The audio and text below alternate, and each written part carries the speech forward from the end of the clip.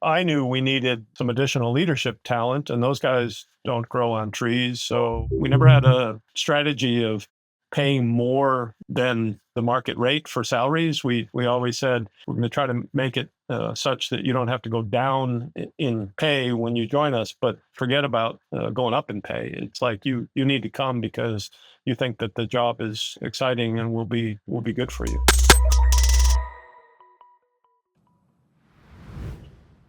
Okay, here we go. Episode 1 of the Geoscience Decoded podcast.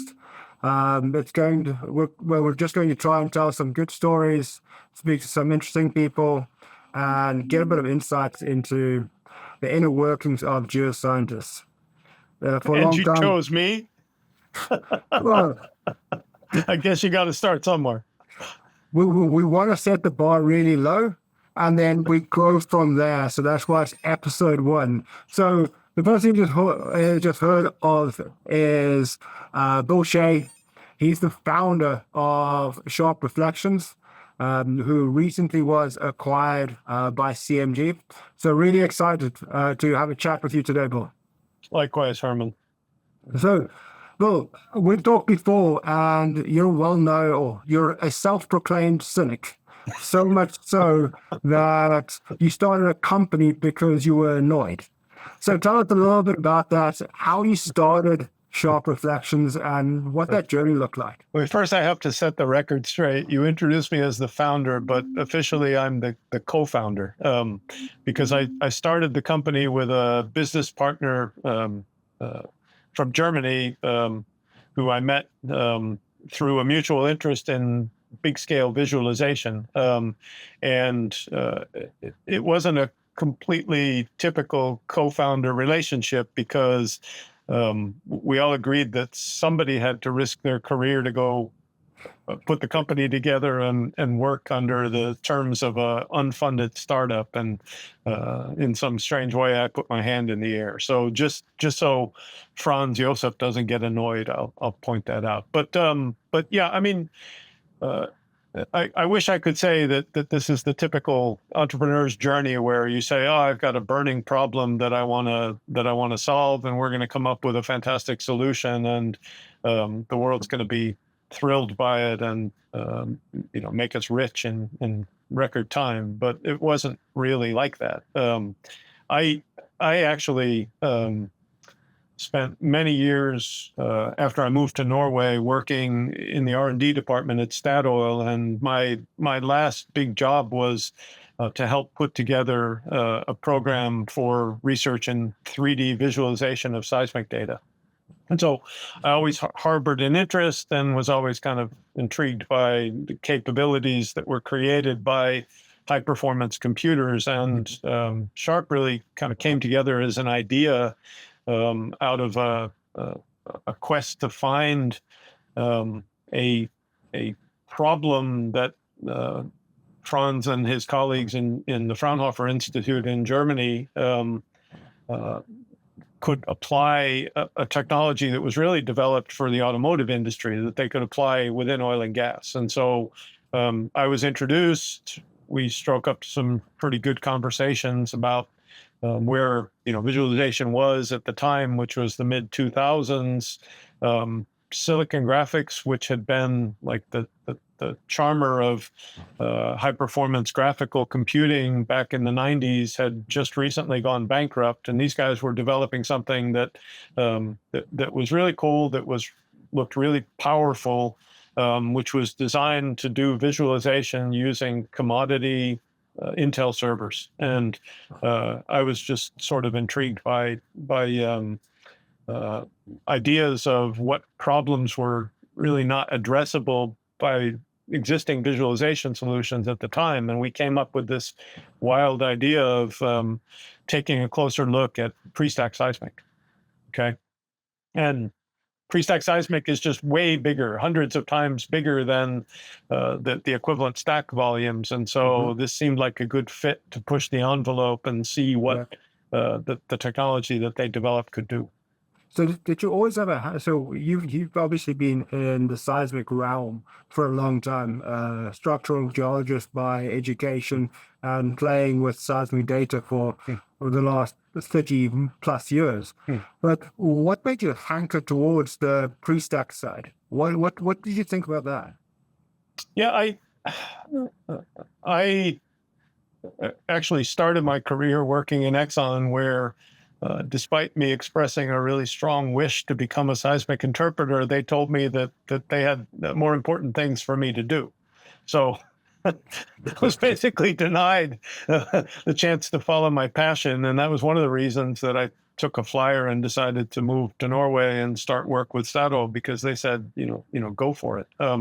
But I think that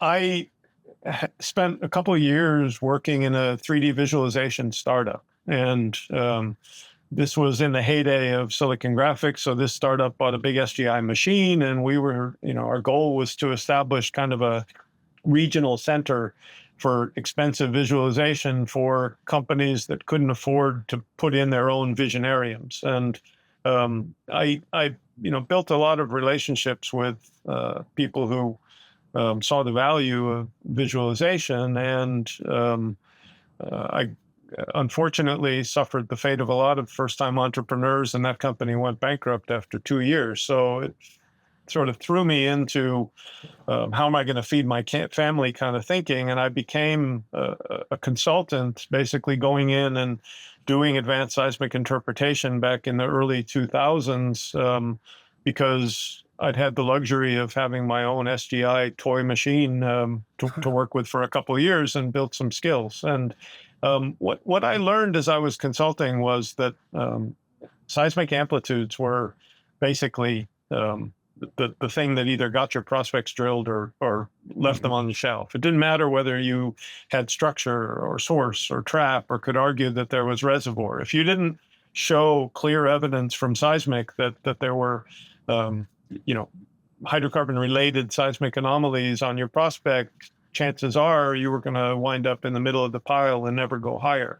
And what I learned during those years was that a lot can happen on the way from the processing shop to the stack volume that we as interpreters look at, and a lot of it's sort of scary. So the analogy people like to make is I went to see how the sausage was made, and I didn't really feel like I wanted to eat sausage anymore. So the interest really came from a curiosity about like being able to tap into that information and look at the raw material, which is the pre-stack seismic, and understand whether you could believe it, right? Whether the things that you thought you were seeing on the stack volumes were actually reliable and indicating what you hoped they indicated, right? Which was a field.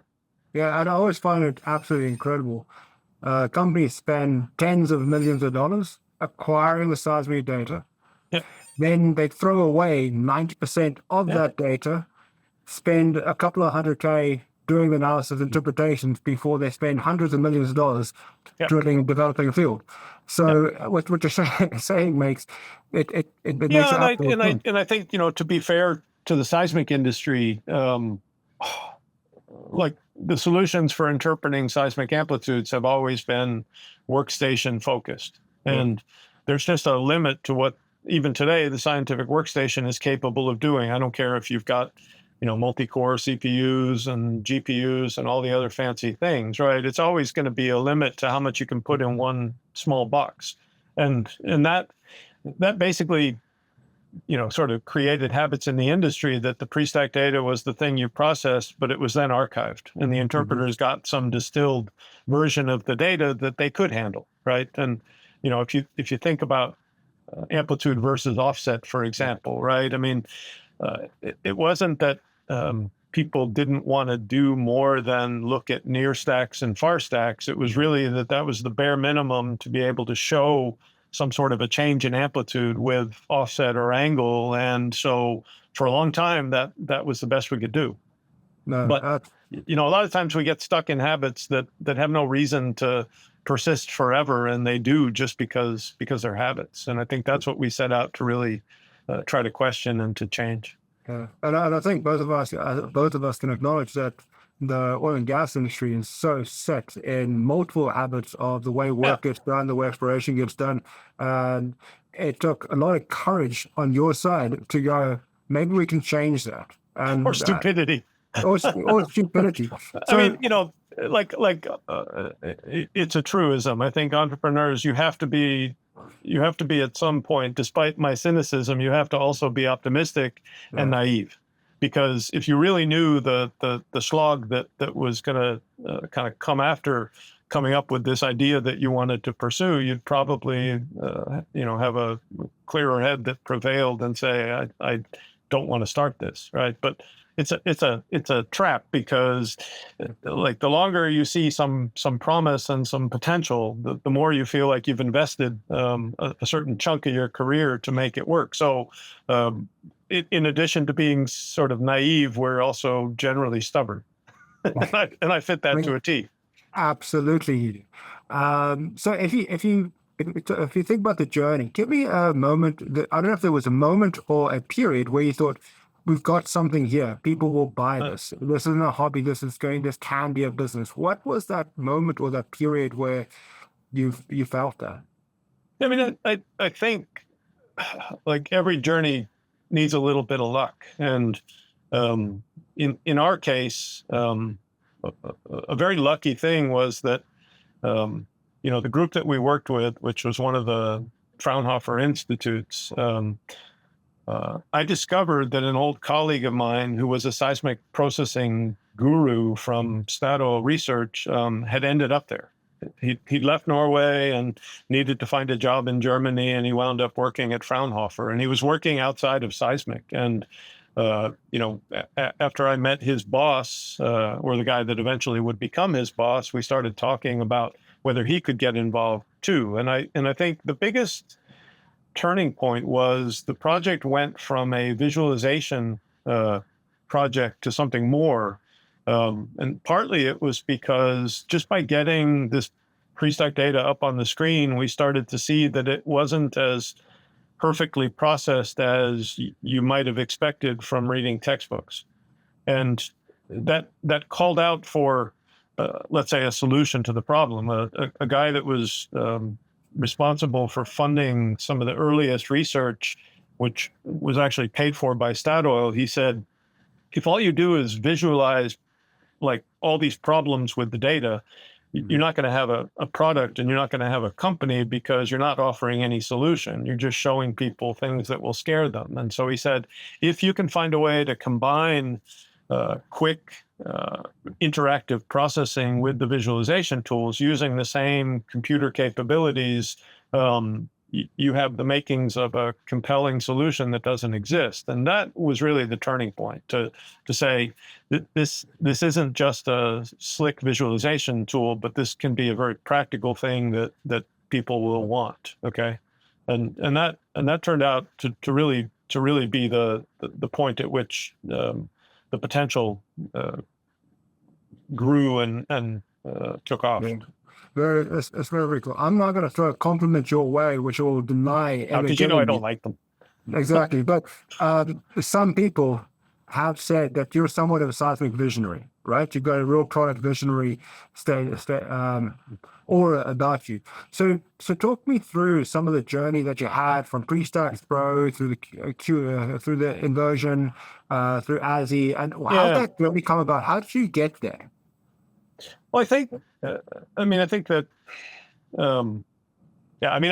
I spent my career as a researcher. So I've always, had an interest in the thing that doesn't exist yet that maybe could be created, right? And I do think I have a way to sort of picture pretty abstract things in my head and imagine that they might look like A, B, or C if they become real. So to the extent that I have any visionary talents, it's maybe, begins and ends there. But, I also discovered I wasn't a terrible businessman when this, became my path in life. And we did a couple things that I'm really still, very, very proud of. And one is before we even had a commercial product, we started showing it around to anybody who was willing to sit down over a cup of coffee and take a look. And so we got a lot of good ideas about what the minimum viable product, if you want to talk about that, needed to be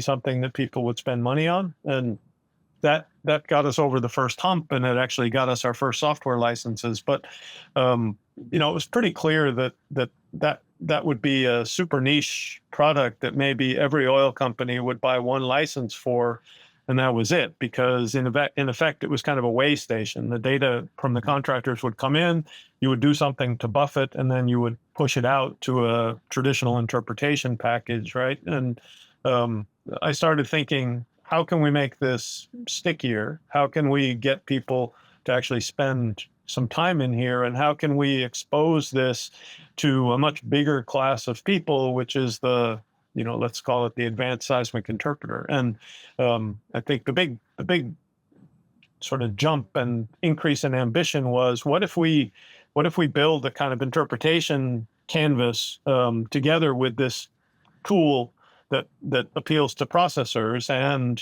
stitch the two together into a workflow where, let's say, two specialists, a guy that knows processing and a person that knows amplitude interpretation, can work together. And so by then we had paying customers, and we had advantages of incubating in Norway, where there are really good tax incentives to develop new technology. And so we talked a group of 6 companies into kind of going along on the journey to make this sort of interpretation processing hybrid, and that really allowed us to improve our business results a lot. And for several years, that was about as far as we wanted to push amplitude interpretation, right? Just pulling things out of the seismic and turning them into maps and showing people, hydrocarbon indicators, and that was about it. And I think the big opportunity to go beyond that was when we started to see an uptake in Statoil. They hadn't become Equinor yet, but the guys that I knew from my earlier career approached me and said, we have a venture fund, and we'd potentially be interested in becoming a business partner with you guys and investing in the company. But if we're going to do it, it needs to be with an ambition in mind of really turning this into the primary alternative software besides their core seismic interpretation system, which at the time was Landmark. It sometimes goes to Schlumberger, but those are 2 big fish in the game. And they said, we want you guys to be a strong complement, and if you're going to do that, you need to bring in seismic inversion, because that's where you currently don't take the workflow. And so I give them a lot of credit for the faith in us to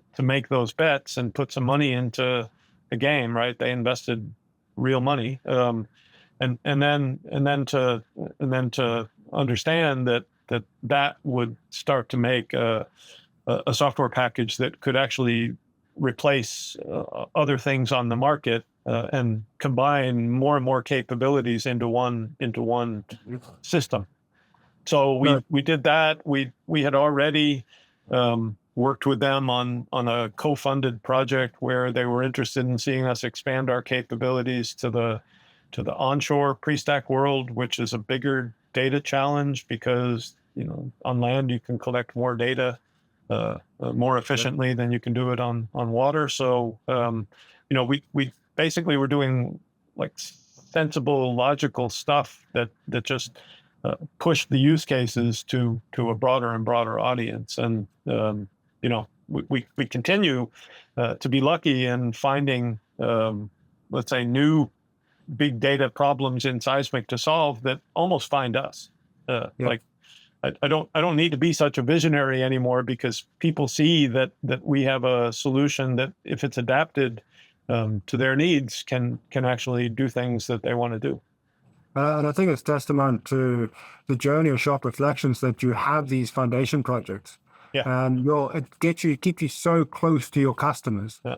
where if they're investing and paying for technology to be developed, that really shows that you are solving problems for operators. It just makes perfect sense. Yeah, and today I say that they're an important part of our business model. But at the time, I mean, we wouldn't be here if we hadn't been able to find a way to get enough money together to pay software engineers and to begin to commercialize the technology. But we bootstrapped Sharp Reflections for 5 or 6 years, and let's say the commitment through these co-funded projects, where in exchange for having some money to support the work, customers got either free licenses or rebated licenses. That turned out to be a fair deal that a lot of oil companies would accept. And in the beginning, it was the smaller ones that were more flexible, more nimble, and were eager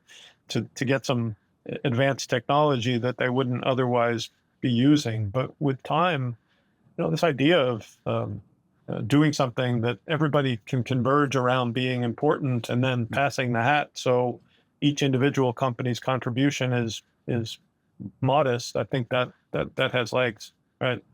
Absolutely. Let's change gears a little bit. I want to talk to you a little bit about being a founder. So if you were speaking to anybody in the same shoes that you were in 15, 20 years ago, that wishing to do something and create something, what were the challenges that you faced? What was the things that kept you up at night? What did you do well? What did you wish you could what do you wish you had in a mentor back then? What? Yeah, I mean, there's a lot of questions there. I'll try to unpack them a little bit. I mean, like the first thing is like you need to start. I mean, there's different ways to be a founder. There's the classic. I've got a great idea. I'm going to pitch it to a bunch of people that might be willing to invest either small amounts or larger amounts, and I want to keep some of the equity myself. And then the personal risk maybe isn't so high, because you're basically spending somebody else's money, and of course they're driving the timetable and the show, but you can live. In my case, I was very lucky that I had spent almost 10 years building up a consulting practice that was successful, and so I always sort of convinced myself and my family that it was important to save for a rainy day, and that you're not always going to have work every time you turn around. And so some of that money has to go in the bank. And so in the end, while I was consulting, the rainy day never came. And so I had a bit of a buffer that I could use to take on the risk. And, in the early years, I just had a philosophy that I would pay myself last, that if I needed to hire people, I couldn't expect them to work for zero money, or unless I was willing to share the equity in Sharp.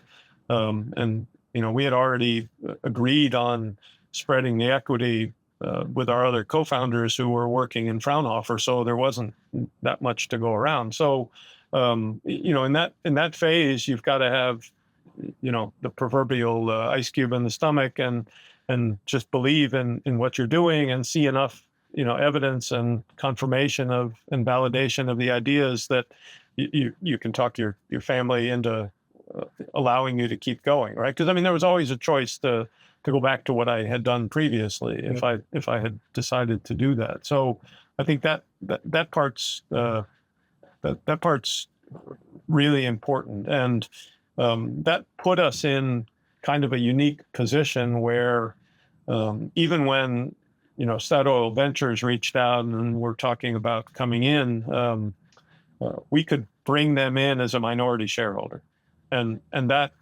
was really important, right? Because once founders and the founder teams become minority shareholders, they lose control over most of the major decisions. And so, Statoil, now Equity Ventures, were a fantastic business partner because they saw the potential of what we were doing. They saw it confirmed in their own technical teams. So they were always given encouragement that Sharp was kind of continuing to do good things, and they were on the ascent. And they never really steered with a heavy hand or took the control away from me and my colleagues. And so I'm very grateful for that, because sometimes investors get cold feet. We had ups and downs with oil prices rising and falling. We had COVID, and at any time, if you suddenly had a bad year, it's possible that they get cold enough feet that they would pull the plug. And so that was never really an option. And I think I would say we were not short of ambition, and so in our minds, we were building something that would take a decade. It would take a decade to build. It would take a decade to sort of slowly build traction in the market. And because I had worked in the biggest oil company in the world, Exxon, I was also aware of like the hurdle, the very tall hurdle it would take to get a company like that on board with something new. And so, every time something good happened, I could always kind of fast forward and think, okay, yeah, but don't rest on your laurels here, because you still have plenty of battles to fight and try to win. And so, that was a good source of drive and determination. And at the end of the day, I had to always look back at opportunity cost, right? I studied economics in college, not just geology, and opportunity cost is a great concept. It says, what could you have done instead? and what would have happened? And if I had stayed, in my sort of traditional work for a corporation career, I would have had, a nice retirement pension building up over time, and could basically have decided that at 65 or whatever, I could call it quits and, not have to worry about it. But when you choose to start your own company, then, it's all on the line. If this had not succeeded, I'd been living off the sort of government pension, which in Norway is a little better than Social Security in the U.S., but subsistence. Right? But I think that took a tremendous amount of courage and conviction. So as you went through this journey, what were some of the challenges that you faced, that you had to overcome? Everything from scaling, putting teams together, educating the customers? Yeah, I mean, aside from market things that you couldn't control, like the pandemic, I think we were fortunate that that generally customers who joined like our crusade early stayed with us. They believed in us. They liked the way we worked. They liked the way we treated them, because we tried to treat them as partners in development, and they also saw that we were pretty responsive to their requests for further development, let's say. So we were lucky there. And I think, I was always encouraged by the fact that when I would go to a company, and in the early years, I was basically the business developer myself. If they shut the door on us, it was usually polite, and it was like, thank you for sharing what you've got. It's intriguing, but we're not quite ready to take the plunge. So nobody ever said, like, get lost, we aren't interested. They always said, keep us updated. And so I think, the biggest challenge was just like having the perseverance to keep going back and find something new to present and talk about that showed a progression and an evolution, and hope that eventually, that the business value that our tools were creating would be appreciated. And, by and large, that's happened. And sometimes in some companies, it took a very long time. But that's probably the biggest hurdle.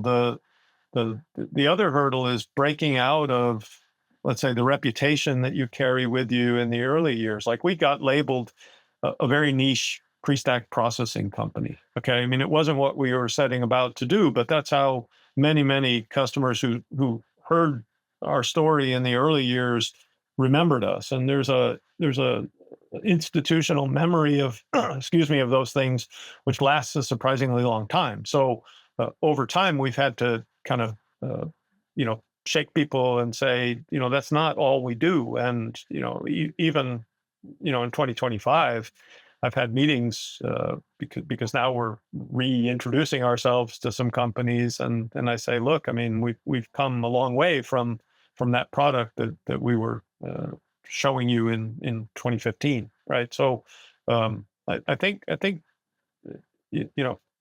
they say it's a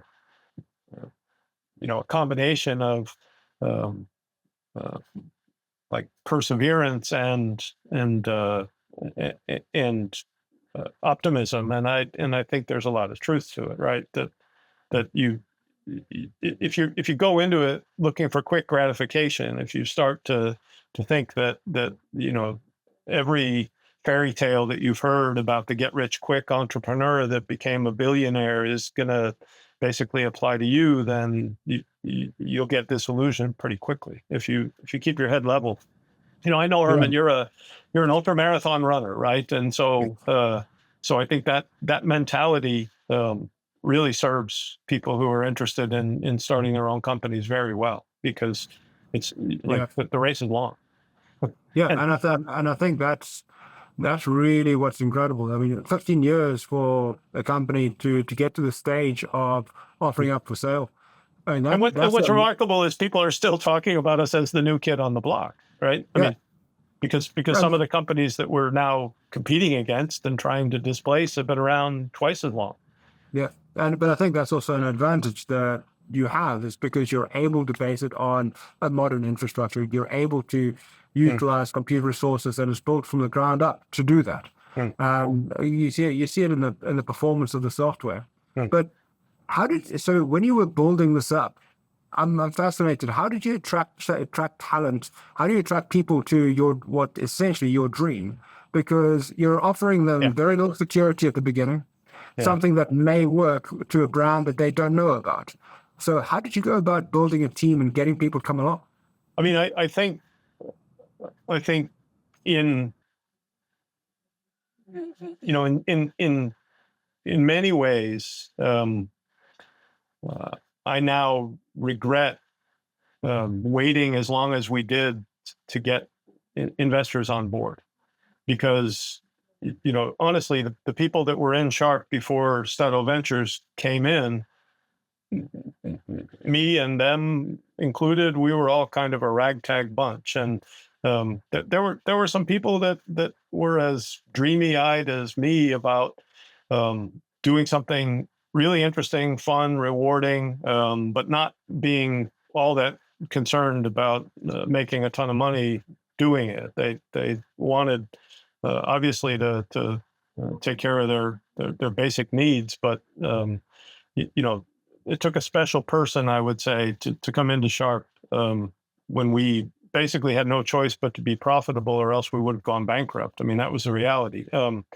Once once Federal Ventures came in, I mean, the first thing they said was, okay, the things that drove you successfully as a bootstrapped company, you've got to change, right? It can't be all about like individual effort on many, many fronts. I mean, for a while I was making the coffee and uh, grinding the beans and like going out and painting on the parking stripes and all this stuff. And so were the others. And I think that, when Stidle came in, they said we need first to see that your company has the potential to get out of Norway. That if this is only a success in Norway, it's not a success. It's not got international potential. So obviously, we had to start putting people on the ground there, and these were people that, while they were intrigued by the company, people like Grant McCrae, they also obviously needed to get paid. We I knew we needed some additional leadership talent, and those guys don't grow on trees. So we had people like Adrian Smith who came in, and frankly, I was shocked that they would be willing to leave respected positions in pretty big oil field service companies and come join us. And part of it, I think, is just it's a credit to these guys that they were all looking for something besides just monetary reward, right? They wanted to do something that made them feel like they were contributing positively to something new that they hoped would grow. And so I think the motivation has always been pretty straightforward. It was, let's get sharp on the map. Let's make sure that they're here for the long run.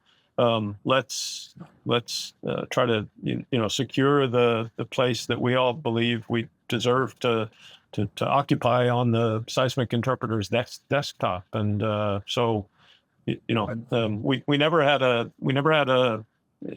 strategy of paying more than the market rate for salaries. We always said, look, we're going to try to make it such that you don't have to go down in pay when you join us, but forget about going up in pay. It's like you need to come because you think that the job is exciting and will be good for you. And I think that shows the ambition, because ambition is to change the way work gets done, to give people that ability. And honestly, that's very motivating for a lot of people, because it gives them the ability to leave a legacy, if you will. Something you won't get in a major oilfield service company. Yeah, and really scaling that is a challenge. I don't care who you are, but my career was not a career where I had any experience at all as a businessman, let's say, right? So everybody that knows me knows I have strong opinions. I have a determined will, to put it mildly. Some like it, some don't. But finding a way to push responsibility outwards and let other people feel like they're also using their brains and contributing is not something that you just snap your fingers and happens. And so I think that over the last several years, probably since 2020, we spent a lot more time thinking about how to build an organization that could scale if and when the company had success globally. And right, I mean, the things that got you on the map are not necessarily the same things that will keep you on the map, or let alone let you grow your footprint. And so I think over time I've been amazed by the people that are willing to take a risk on their careers and join this. We call it a crusade, and it's only half joking, right? Yeah, no, it has to be. Because you have to be all in that way. And I do acknowledge that you are clearly a good businessman, but also the way you see things coming, because the way you explained to me why you went into 4D makes perfect sense. Do you want to tell us a little bit about why 4D, which is your latest offering, and because it gives a bit of a thought process around how you're seeing the business going? I mean, there's a lesson in the back of all that, which is that arrogance will kill you, and one way to avoid arrogance is to really make time to listen to ideas that your customers have, and give them a hearing, even if they're not your own, and even if they're different from what you're thinking. And I think 4D was a classic example of a customer, in this case Equinor, having people that were really clever, that saw a use case for the software that we'd not seen, and it was very logical. It was very natural, but now everybody says, oh, of course, it makes perfect sense. But at the time, people were scratching their heads saying, this is a bit weird, right? Because what they did was they said, you have this data model handling for onshore pre-stack seismic, which has five data dimensions, right? You have X, Y, Z, which all stack data have, but then you have two more dimensions, not just one. And pre-stack marine data has one more. And they said, we understand why you built that for onshore seismic, but we have another idea. We could use it for offshore time-lapse seismic, and we could take that extra dimension and use it to put all of the different 4D vintages into one object. And that object should fit in memory, because that's the strength of your architecture. And if you could put that stuff in memory, you can do things that nobody else can do. And so we we were really fortunate that first, some very clever R&D guys started coming to our annual user group meeting and showing how they had basically hacked the software. Okay. And you can have two reactions. It's like, either what are you doing or, that's interesting. Tell me more. And so, our team was curious, and they approached us early in 2020, right after the pandemic hit with a vengeance. And they said, we have these ideas about like formalizing this, about teaching the software that this is time-lapse seismic and not just a hack. And I said, well, we're going to be in for some tough times. I'm thinking about furloughing the entire German development team, because the German government will pay most of their salaries with this emergency COVID measure, and they won't have to come to work, but they won't be able to come to work. And so, I said, if you can provide some alternative to that, I'm more than willing to dedicate pretty much all of our development time to this project, because if we don't do it, we might just have to put a freeze on development and hunker down and try to survive, some bad times. And they played the game, and they were extremely reasonable about the financial terms, and they also really kind of created a team within our team, and were willing to put regular time into weekly meetings to go through kind of very pre-commercial evaluations of some of this new software while it was being developed. And I think that more than anything led to a solution that worked, right? Because they're the ones that know whether it's going to work, not us. We didn't have anybody at the time that was any kind of an expert in 4D seismic. And so,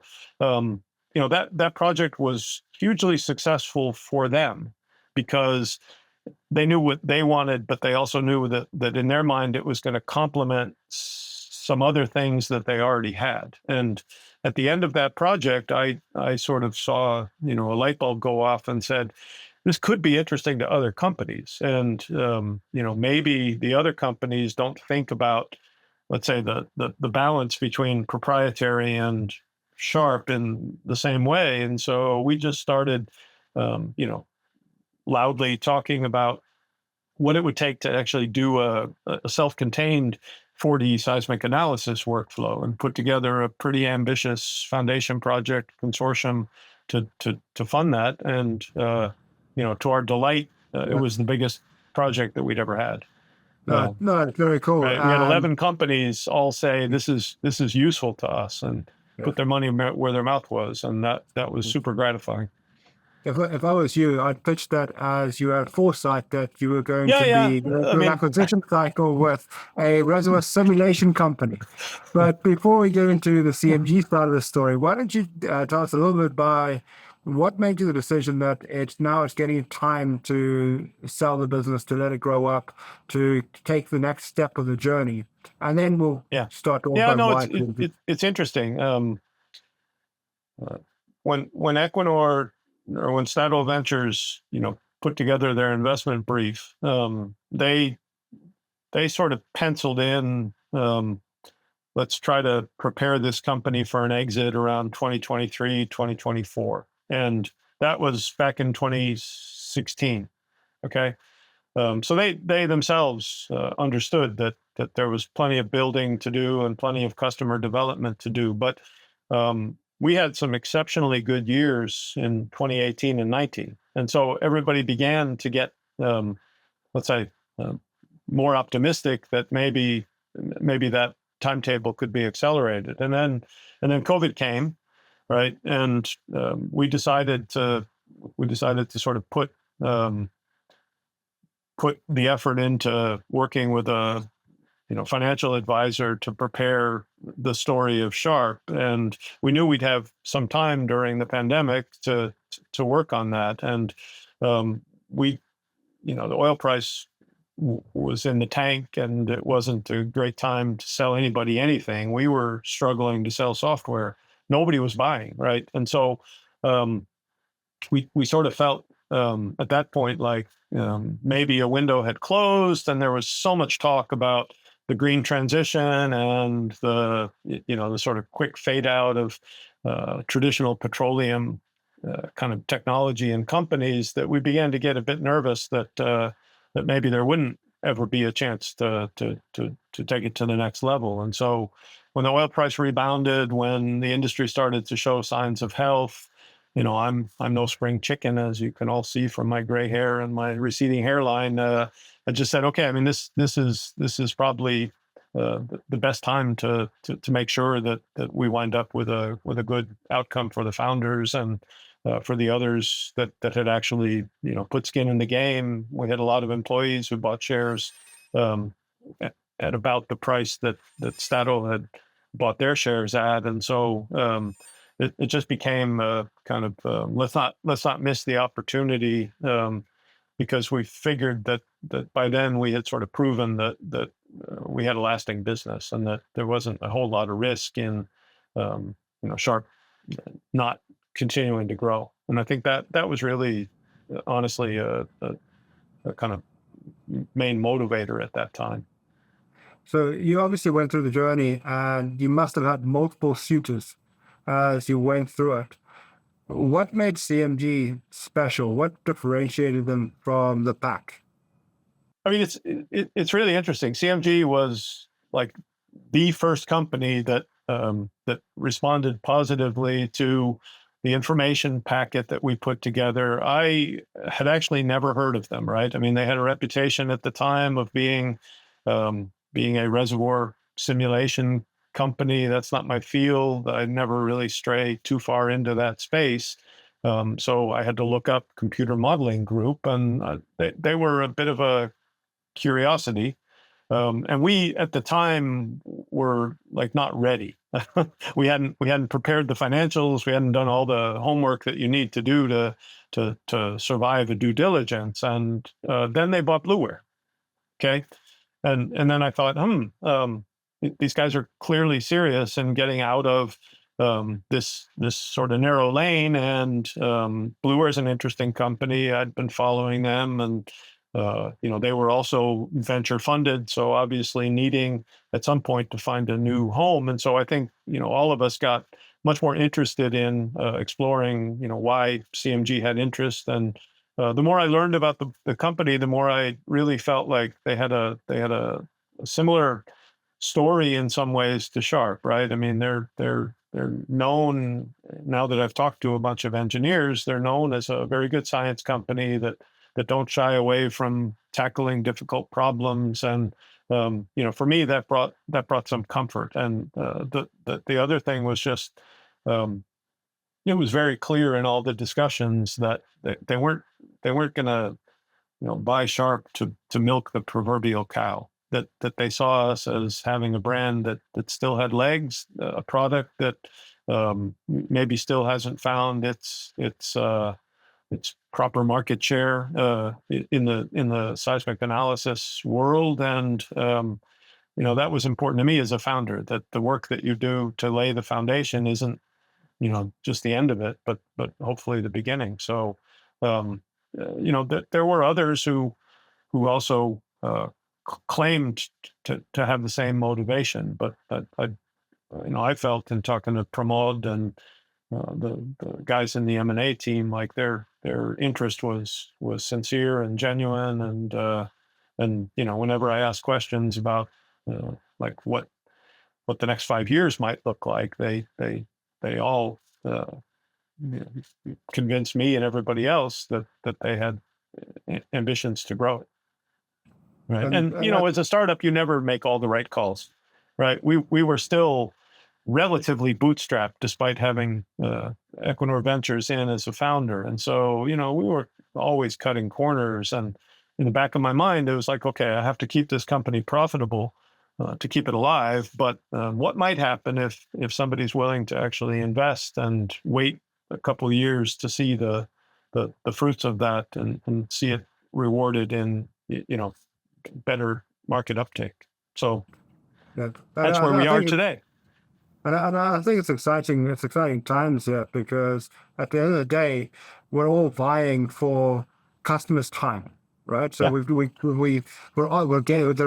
getting some time. We're getting quite a bit of time with Sharp Reflections. We're getting some more time with Blueware, and we're filling out a portfolio of companies that truly offers quite niche but direct solutions to Yeah. problems customers are having. And as we go, and I think now is an opportune moment where there's a lot of pressure, there's a lot of macroeconomic uncertainties, and being able to use all the data in the most efficient way possible really solves the current problem for our customers.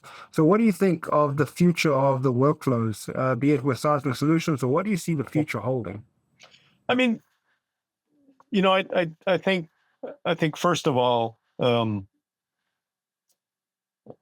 customers are wise. They've seen this game uh, throughout their careers.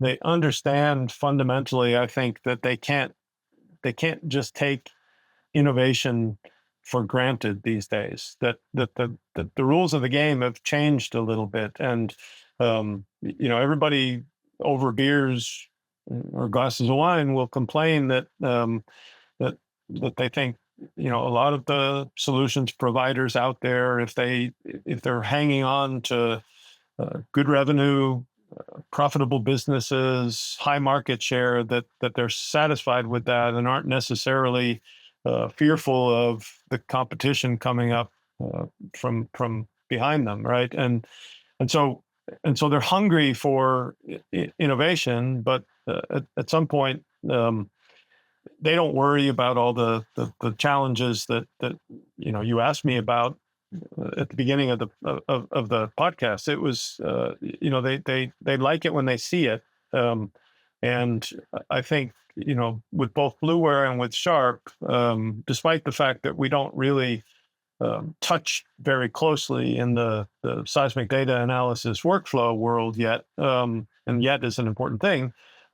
We're doing fundamentally innovative things which they appreciate, and it's not just that they think they're cool, but they see them as valuable. And so, right to see some alternatives emerge, which are like bigger than startups, right? But not as big as the big beasts that we all know and love.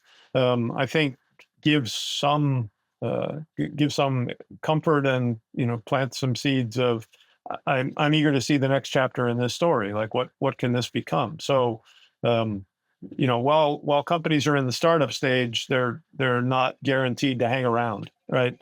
And that's a I think that's a hurdle that hopefully both Blueware and Sharp have now cleared. That these companies and their technologies are here for the long haul, and it's up to us to continue to grow them.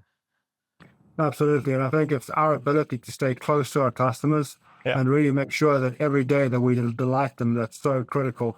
and And it's built on trust, right? I mean, somebody once said to me, you can spend your lifetime making your reputation, but you can destroy it really, really fast. And so I try to remind people of that all the time, that every move that we make, every interaction that we have, um, if it's what customers expect, it just reinforces. But if it isn't true to the reputation that we've cultivated, then it can be quickly damaging. So the burden remains on us to keep doing right by these guys that pay us money.